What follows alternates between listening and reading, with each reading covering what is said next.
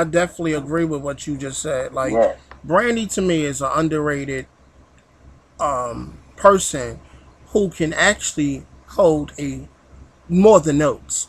Like she's a artist to me personally. I have every Brandy album. Yes. Me and Creative One, that's one of our homegirls right there.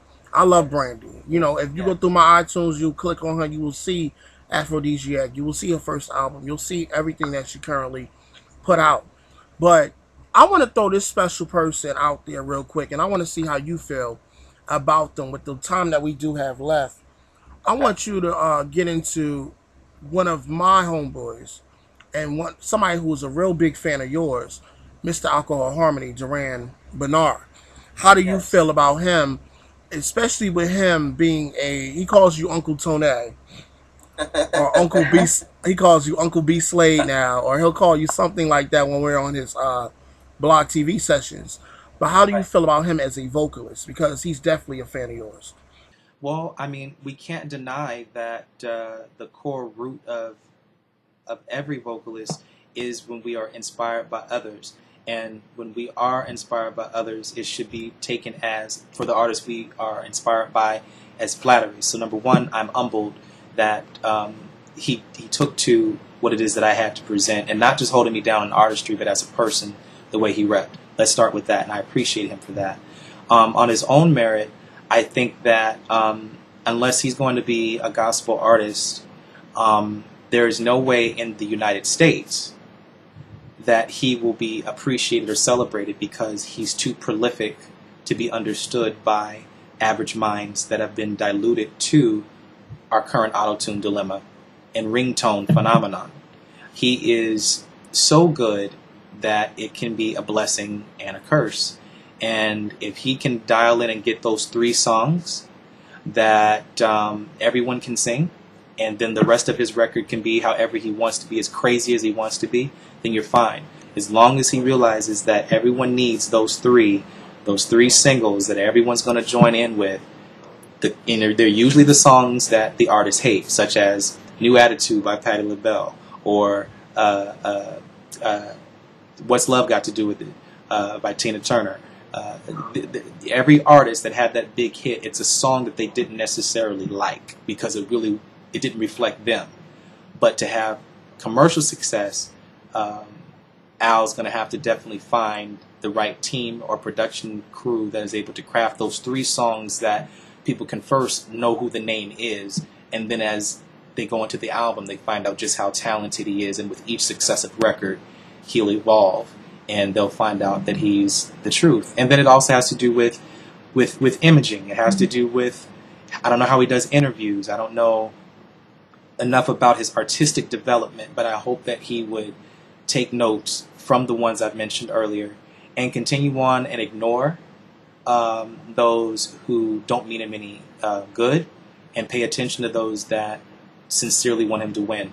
And as long as he surrounds himself with positive, for real people, I see people really really checking for him, particularly with a viral buzz that's probably going to blow everybody out the water. I'll give him about another 12 to 18 months. If he stays on this path, he's going to be a viral phenomenon, which then, of course, as we know, translates into commercial success eventually.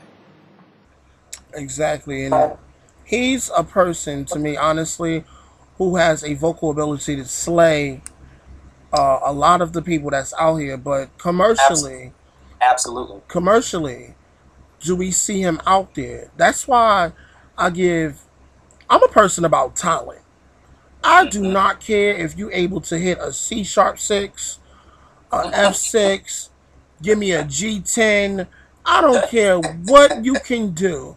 But let me tell you something. Not dragging on Beyonce's success at all. But let me tell you this. I respect Beyonce. I respect her for her craft. I respect her for who she is. But does she give me an eargasm? No. No. I'd rather drink a V8. But I just think that artists today are people that definitely need to, like you said, it's about the machine that's behind, who's actually the machine behind the door. Right. And as far as artists concerned, yes, I can name plenty of people who need to be commercial, who should be, I'm sorry, don't need to be, but should be commercial, who should definitely be out there in the mainstream. As you can tell, when we was talking about Durand Bernarr, I forgot to mention another one of his idols is Maxwell, Yes. along with Erica Badu. Oh, she's, yes. You know, that's his. He calls her his second mother. He loves Erica. Yes, he definitely. Yes. And I had spoke to him the other day. We're gonna have him on his channel soon. Okay. So I'll make sure I tweet it when he is. we definitely will let you know. I will definitely DM and let you know that when he's going to be on here. But it will be very soon with him, because I think he's somebody who's definitely underground but shouldn't be underground. You know, but like you said, international success is key for certain people. Definitely like Tina Turner. And Right. I want to throw out another name who's international successful. I want to throw out Kelly Rowland. Yes. Somebody who is not so much in the States, but when she puts out a single overseas, it does blow up. You know, Hands down, hands down. I would be happy if she never did anything here in the States, because I do think that she needs the chance to be able to show what she has to offer outside of the shadow of Destiny's Child or Beyonce. And the reason why I say that is, you know, I don't think she's really ever had a fair shot. I saw the Commander video, and I thought that that's a wide open lane, a Donna Summer-esque type lane that she can go into, because she can definitely hold her own vocally. I just hope that she doesn't ever resort to feeling that she has to have a substantial success domestically to feel that she's made it, because, as you stated before, Japan and Europe and all the other places outside of here adore her. And I just say, play to those that dig what you do. And if the United States deserves a Kelly Rowland, it's the votes are still coming in. Everyone thinks that if it doesn't happen here, it doesn't happen. But as of right now, we are not regarded as one of those that brings true art to the table. They always look outside of us for the real artistry.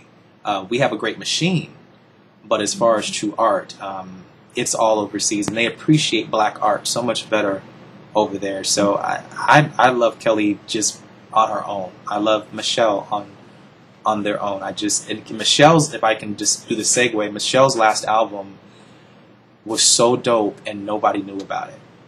It was just, I don't know. I can't even go into that part, but I just hope that people, wherever you have to go to get from underneath the umbrella or the shadow of whatever is holding you back, go to where you're free to be autonomous, to be who you really are, and have a fair shot at doing it without constantly being compared to your constituents. That's just my humble opinion. definitely. And I definitely agree with everything you said with Kelly and with everybody that we definitely stated. I want to thank you very much for taking the time out of your busy schedule to just be on Epic Failure TV1. I know that you are preparing for shows and preparing for other releases that's going to give me an orgasm in the future. Yes, I just signed with Universal, so you guys will be seeing a commercial album very soon. So I'm working on that now. Oh, you signed with Universal? Yeah. Congratulations. Thank you. Congrats. Wow. That's an announcement on Epic Failure TV1. Thank you. But we will take that as the first people that know. But Yes. I just want to say thank you, like I said earlier, and thank you very much for just taking out your time. And we're big supporters, and we're going to stay tuned. We're definitely going to stay tuned onto the evolution of Brian Slade. And I wish you nothing but the best of success. Thank you. And God bless. And definitely throw out your Twitter out there for people to follow you. Twitter.com/bslade, and they can find me on YouTube at Brian Slade Music. YouTube is Brian Slade Music. Twitter.com/bslade, and MySpace is Brian Slade. So I'm there. Bslade. Thank you guys so much. This was a very enlightening conversation, and hopefully you'll see the response. Other vocalists are really going to appreciate this particular segment. You guys had great questions and much more success with the channel, and I'm a subscriber, and as many people as I can let know about it, I'm going to, and I'm really proud of you guys. Keep going. Thank you very much. Thank you. And we are definitely humble for that response. And like, I would love to end it like my classic way. This has been another classic episode of Epic Failure TV1. God bless. See y'all next time.